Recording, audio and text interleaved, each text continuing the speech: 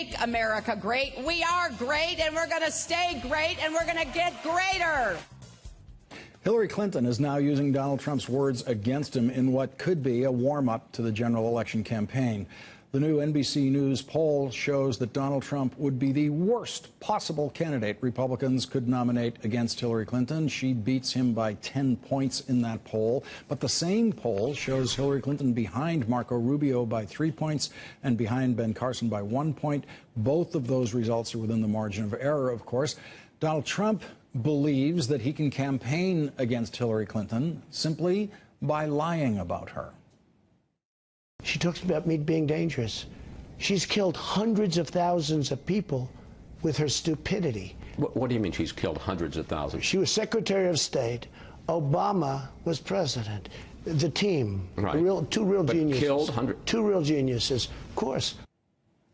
Joining us now, Lauren Fox, a reporter for Talking Points Memo. Back with us, Jonathan Alter, and we are awaiting the beginning of one of those Trump performances in Las Vegas. We'll see if he says anything worth cutting to or bringing to you on a quick video turnaround.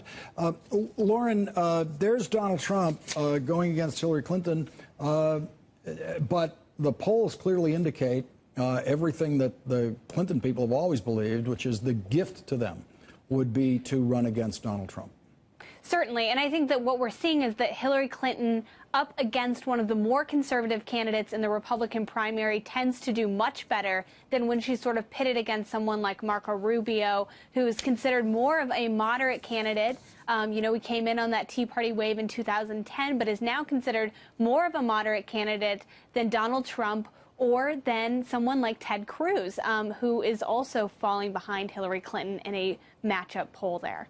And Jonathan, the NBC poll, like most polls, refuses to acknowledge the possibility of Bernie Sanders ever getting the nomination, so they don't match him up to the Republicans. But Quinnipiac did earlier this month, and Bernie Sanders scored against the Republicans basically the same as Hillary Clinton. In that particular poll, the Quinnipiac poll, both Bernie Sanders and Hillary Clinton was ahead of every Republican. Yeah, I mean, it's amazing when you think about it. It's part of what makes this such a fascinating year. You've got a socialist who in these polls is a plausible, future president were he to get nominated. And on the other side, you've got somebody like a Ted Cruz who, okay, he's not leading Hillary Clinton, but he's within striking distance. He's a dark and dangerous figure in our politics. We haven't really focused on this because of all the attention on Donald Trump, but if you look at Ted Cruz's relatively brief career in American politics, it resembles nothing so much as Joseph McCarthy's career, and what he says is often untrue, like Trump. So if we have a Trump-Cruz race, it's going to be two scorpions in a bottle, all the way to the summer conventions.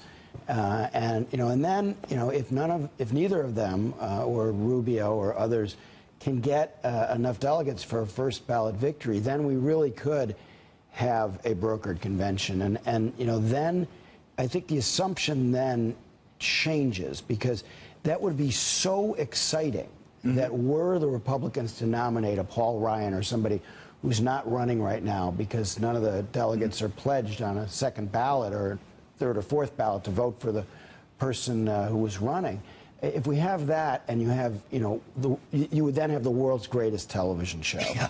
And this is, of course, what you and I have been, dreaming about for all these years of covering politics. But somebody like Karl Rove actually believes it's going to happen this time. It's really a possibility because it's getting pretty far along in the process. And usually at this time, you could tell, like we knew Romney would eventually be the nominee the last time, and we knew, McCain would eventually be the nominee.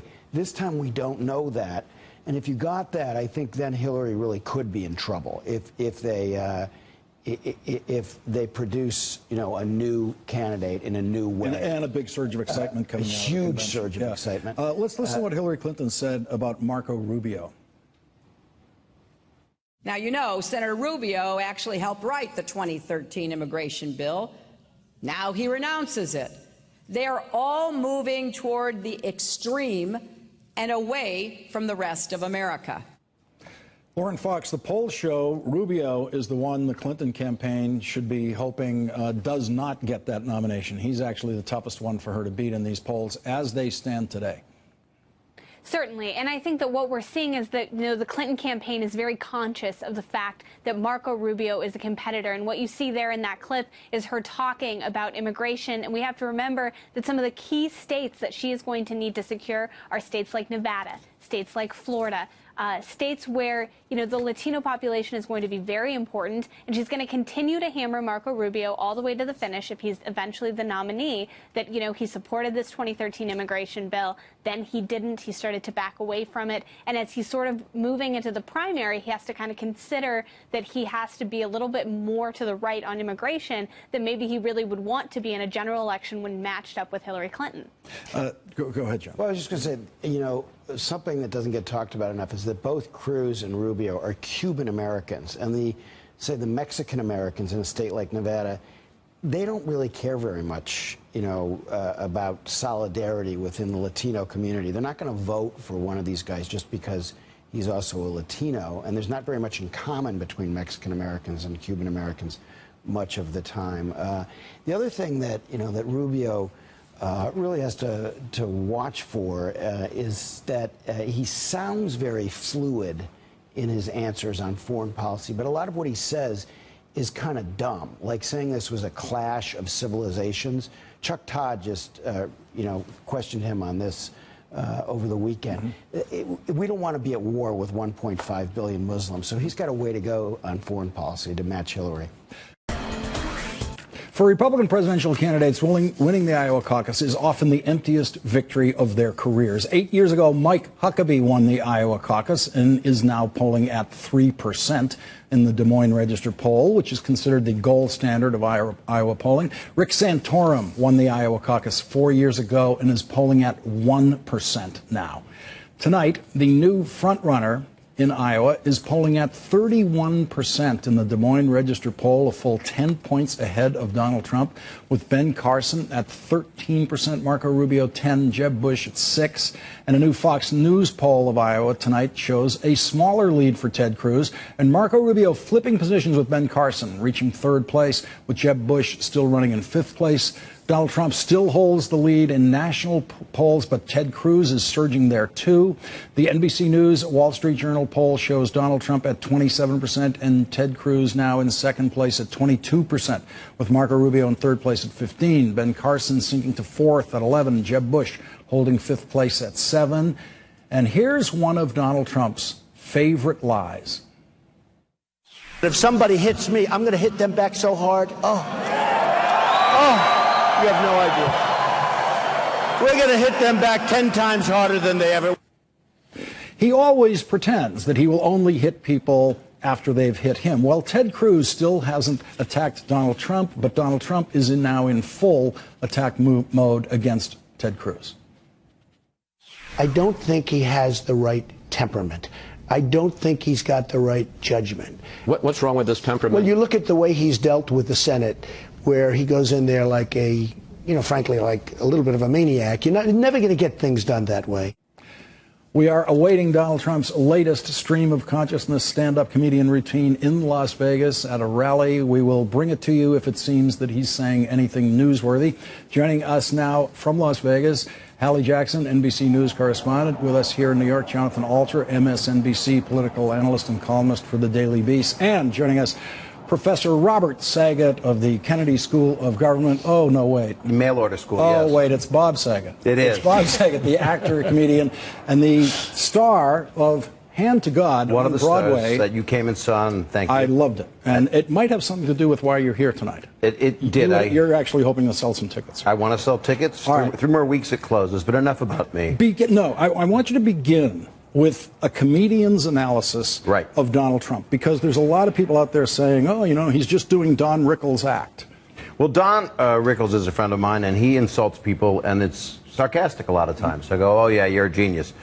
Mr. Trump is obviously just saying you're dumb and you're stupid, which and he is, means it. And it is his hooks. Yeah. It is his, and you're expecting it, and it's his branding, and it's getting people's attention, because people do sit at home and yell at some people. sit at home and yell at their television set and say, that's an idiot, that's a moron, that's an idiot.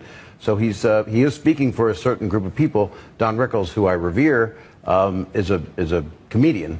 And would not roast people in that way. Right, and Donald Trump was roasted. You on always Comedy Central. knew, like when he was making jokes about Sinatra and these guys, you always knew he loved these guys that he was making jokes about. Yeah. He grabbed me once by the head, Don Rickles, not Donald Trump. and we were level with each other. It wasn't anything lascivious. And he just whispered in my ear, I don't miss you at all. So that's comedy. Yeah. And that's an insult, and yet it's not a hurtful thing. So, but it's not politics either. So, Jonathan, in the insult territory here is Donald Trump thinking there is headway to be made by calling another candidate a maniac, that maniac being Ted Cruz. And the reason he's a maniac is he doesn't get along with people and he's not nice to people in the Senate. Right. Look, the thing with Trump is it doesn't matter what he says. His people are going to love him for it anyway. So the more outrageous, the better. They like the political incorrectness, as he calls it. Mm-hmm. So his problem is he's in an arms race with himself. He has to keep ratcheting it up. Otherwise, people think he's low energy, like he called Bush, you know. So I think this Muslim thing, no Muslim immigrants, was partly that he had to do something for his own audience, you know, to show his own people that he would keep saying the outrageous things that make him popular. So it's almost like shooting the moon in hearts, you know, where you do the opposite of what the game has been until now. So for the last 50 years, we've lived in a gaffe environment where you're hurt in politics if you make a gaffe. For a while, I thought that Trump was just gaffe-proof. Now I really realize that gaffes are the fuel of his campaign. This is how he's built this lead, is by saying things that are just, you know, completely unacceptable in standard American politics. It's possible that he'd seen Flashdance that afternoon and heard the song "You're a Maniac." Well, and then that's Ted was on the news, and he just got. And that's what Cruz used in his reply. Exactly. Hallie, thanks for playing along. Hallie, by the way, you can completely ignore Bob Saget because he's not there on your set. We're going to have trouble. How could I do that? We're going to have Come trouble on, doing guys. that. Okay. Hallie, any other campaign watching the Ted Cruz surge, any other leading campaign watching the Ted Cruz surge, would consider spending $1 or $2 on advertising in Iowa and possibly elsewhere, possibly negative advertising against Ted Cruz? Is there any hint out of the Trump campaign that they might, for the first time, behave like a real presidential campaign and buy some advertising time? Listen, Ted Cruz is already under fire in places like Iowa for his position on the renewable fuel standard, for example. But Trump so far, you guys know, he hasn't spent money. Really, he's riding high on earned media because he is covered constantly. He has spent very little, especially compared to the more establishment candidates like Jeb Bush and Chris Christie. I'm just not sure that, you know, Trump has said that if there comes to a point when he feels like he needs to spend money, then he will. I don't know that taking out attack ads against Ted Cruz would necessarily be the right strategy for him. You talk to other campaigns, and they point out that Trump versus Cruz is actually a benefit to folks that are in the establishment, like a Marco Rubio, for example. And while we're all sort of talking about this potential cage match between Trump and Cruz, and that means we're not talking about other candidates, long term, it may ultimately be beneficial to the establishment. You know, you talked about that Flashdance tweet, just to give you a sense of where Ted Cruz's head is at right now, sort of where he is mentally. I'm told this was not part of an elaborate social media strategy. This wasn't some painstakingly constructed tweet that was crafted perfectly for like the ultimate viral impact. Cruz typed it up and sent it from home and kind of his staff saw it and said, oh, okay, Ted's tweeting now. And that's the tweet that we're all sort of talking about. But that's the tone that I think you might see Ted Cruz take, particularly if Donald Trump continues to be taking the tone that he does. Cruz might just laugh it off. So, Bob, you've worked Iowa. Yes. Okay. I want to build a wall around it. There are two bets. There are two bets in Iowa right now. Right. Donald Trump is betting that, you know, the angry and the insult thing will work in Iowa, and Ted Cruz is clearly betting that the nice guy approach will work in Iowa. Which one would you bet on? It's interesting. I do not know. I would bet on it. You know what? I didn't think you did. I just thought know I'd I give you a didn't know. shot at the question. Well, you I know me. I didn't think you know. I am You know devoid what? of most information. I don't know. Let's see if Jonathan Alter knows. Iowa's famously the nice state, and in the Republican primary, it's a religious He knows state. everything. Super religious. Listen, take notes. I don't think Chauncey Trump, Gardner. I'd be amazed if Trump won Iowa. Yeah. First of all, he doesn't have much of a ground game there.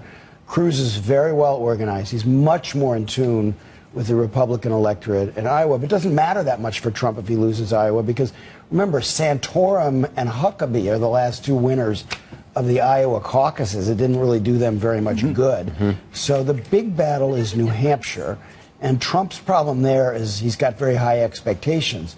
So if he wins narrowly, it's almost like a loss. You know, he has to win big now. And I think Cruz has to win Iowa pretty substantially or he's hurt. You know this, Lawrence. The expectations are kicking in now, and we judge these guys by how they measure up to media established expectations. Cruz feels more like every man than Trump for Iowa. I mean, he looks. I'm told I look like Cruz a little bit. On your bad days. Yeah, but Cruz, you don't want that because he looks like Joe McCarthy. I know. I trust neither of us. Let's go to what might be the biggest development in the campaign today, and that's what Rush Limbaugh in his big break today with Donald Trump. This is big. Let's listen to this. That's so unlike Trump. I mean, that's a huge mistake. But on paper, it's a huge mistake. Trump gets away with his mistakes. Such is the bond of loyalty that his support base has for him. Any of you who are holding out hope that Trump is a genuine conservative, even in the Republican field, would not go after Cruz this way. Hallie, when do we find out if Donald Trump has the courage to attack Rush Limbaugh? Ooh, I thought you were going to ask me about Ted Cruz, and I was going to say tomorrow night. You know, that is a risky move for Donald Trump. It is. You know, it's interesting listening to that, though, from Rush Limbaugh, because that is an area where potentially you may see Trump have sort of an open flank for these other candidates who, these candidates all say they don't want to talk about personality, right? Trump will talk about personality all day. He'll call Jeb Bush low energy. He'll call Ben Carson low energy. He'll come after people based on their personality traits. The other candidates so far have shied away from that, but this is a place where they talk about their conservative credentials, that they can potentially start to nudge Donald Trump on his, what they would probably call lack of conservative credentials, at least over the long term, right? Many of these candidates have come up sort of in that very conservative base. They've been conservative consistently, with the exception of Ben Carson, who openly acknowledges it. So that's a potential line of attack, I think, that you could see Trump being vulnerable to if the other candidates decide to step up and take a swing. Okay, Donald Trump has gone along with the old campaign tradition of having his doctor release a report on him. This is a pretty short one. It's like a half-pager. Bob Saget, could you read us literally the last line of Dr. Harold Bornstein's report on Donald Trump's health? This is the bottom line of the letter. What does that say? Yes, sir. It says, if elected, Mr. Trump, I can state unequivocally, will be the healthiest individual ever elected to the presidency, and it is signed Harold N. Bornstein, gynecologist. It does not say. How about the first, just very quickly, the first line, to whom my concern? Well, yeah. So he has an illiterate doctor. You have to spell check. So he didn't, I don't think he examined John Adams, who lived to be 90 and was like 9 years younger than Trump when he was elected. We could go on and on about this, but... May I give Dr. Bornstein's phone number? It's right on this. You know what? Trump tweeted out this letter, and so the whole thing is out on Twitter. Anyone who wants to get a doctor who will write a letter like this can now go to Dr. I'm Bornstein. calling him tonight. It's really easy to find. Hallie Jackson, thank you for joining us from Vegas and putting up with Bob Saget. Bob, thank you for putting up with me. And the name of the play is Hand to God. Hand to God till January 3rd. Tickets are free. Tickets cost money. No, they cost money. You got the payola. Yeah, okay, right. But till January 3rd. And where will you be? I'll be in the theater. I'll be in the Right, theater. you're going to come see it. That's right, he is. All right. You guys keep payola. talking. And I'm Hallie, you're invited also. I got to tell the audience what's going to happen here. I'll be there. Okay. Okay, Hallie, when you're in New York, Bob Saget, hand to God.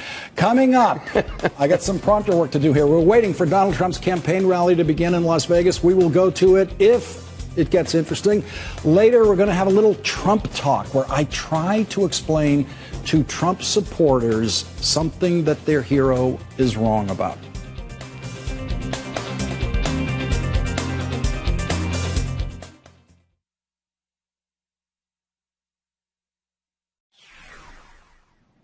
Time for tonight's Trump Talk. This is where We explain to Trump supporters why their hero is wrong about something in calm, reasoned tones. I can do that, I think, calm and reasonable. Now, we're not trying to reach this guy sitting behind Donald Trump, because I just have the feeling that nothing can change his mind about anything, ever. But yesterday, I did have a calm and reasonable Twitter chat with Ben TechPro about why the Trump ban on all Muslims entering the United States is unconstitutional. Ben began by asking, how could it be unconstitutional to stop immigrants who aren't U.S. citizens from entering temporarily? The temporarily part was actually the easiest to answer. I told Ben that unconstitutional ideas don't become constitutional just by making them temporary.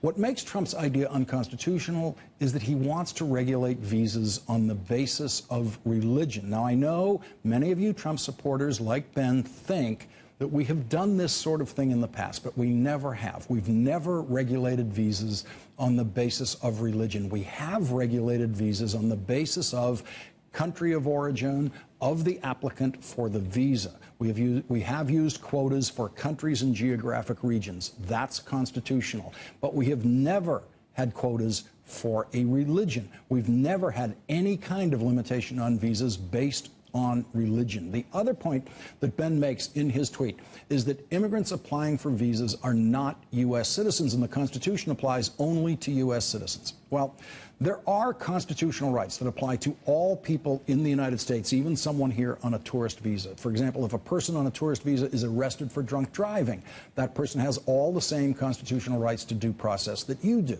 But Ben is right to think that citizens of other countries outside of the United States who are in those countries applying to enter the United States do not have all the same constitutional rights that American citizens do. That is correct. But the Trump Muslim ban would be ruled unconstitutional because it does violate the rights of American citizens. Here's just one example.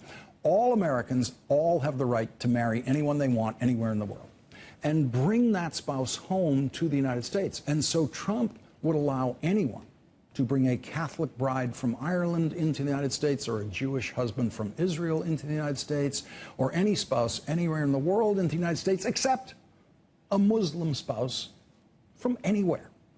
And the American citizen who was denied the right to bring a Muslim spouse into the United States would then easily get that Muslim ban ruled unconstitutional in court. And I mean easily. And that's just one example of how quickly it would be ruled unconstitutional, but in reality, it would never be ruled unconstitutional because Congress would never, ever pass a Muslim ban law. And Donald Trump and many of his followers don't realize this, but banning Muslims from the United States is not a presidential power. Only Congress can regulate who is allowed to enter the United States and who is not allowed to enter the United States. Trump's Muslim ban would never be tested in court, even if he was miraculously elected president, because the person who controls all legislation in Congress has already said that Congress would never pass such a law. Freedom of religion is a fundamental constitutional principle. It's a founding principle of this country. Normally, I do not comment on what's going on in the presidential election. I will take an exception today. What was proposed yesterday is not what this party stands for, and more importantly, it's not what this country stands for. So without ever getting into whether it's a good idea to ban Malala Yousafzai, who won her Nobel Prize by defying Muslim extremism in Pakistan to the point where she got shot in the head, all you Trump supporters have to know is that the Trump Muslim ban is unconstitutional, and Congress will never, ever pass a law like that. So if you're still voting for President Trump, the Muslim ban shouldn't be the reason he gets your vote, because the Trump Muslim ban is just another politician telling you he's going to do something that will never happen. I want you to begin with a comedian's analysis of Donald Trump, because there's a lot of people out there saying, oh, you know, he's just doing Don Rickles' act. Well, Don Rickles is a friend of mine, and he insults people, and it's sarcastic a lot of times. I go, oh, yeah, you're a genius. Mr. Trump is obviously just saying you're dumb and you're stupid, which and is, he means it. And it is his hooks. Yeah. It is his, and you're expecting it, and it's his branding, and it's getting people's attention. Because people do sit at home and yell. Some people sit at home and yell at their television set and say, "That's an idiot. That's a moron. That's an idiot." So he is speaking for a certain group of people. Don Rickles, who I revere, is a comedian and would not roast people in that way. Right, and Donald Trump was roasted. You on always Comedy Central. knew, like when he was making jokes about Sinatra and these guys, you always knew he loved these guys that he was making jokes about. Yeah, he grabbed me once by the head, Don Rickles, not Donald Trump, and then we were level with each other. It wasn't anything lascivious, and he just whispered in my ear, "I don't miss you at all." So that's comedy, and that's an insult, and yet it's not a hurtful thing. So, but it's not politics either. So, Jonathan, in the insult territory here is Donald Trump thinking there is headway to be made by calling another candidate a maniac, that maniac being Ted Cruz, and the reason he's a maniac is he doesn't get along with people and he's not nice to people in the Senate. Right. Look, the thing with Trump is it doesn't matter what he says. His people are going to love him for it anyway. So the more outrageous, the better. They like the political incorrectness, as he calls it. So his problem is he's in an arms race with himself. He has to keep ratcheting it up. Otherwise, people think he's low energy, like he called Bush, you know. So I think this Muslim thing, no Muslim immigrants, was partly that he had to do something for his own audience, you know, to show his own people that he would keep saying the outrageous things that make him popular. So it's almost like shooting the moon in hearts, you know, where you do the opposite of what the game has been until now. So for the last 50 years, we've lived in a gaffe environment where you're hurt in politics if you make a gaffe. For a while, I thought that Trump was just gaffe-proof. Now I really realize that gaffes are the fuel of his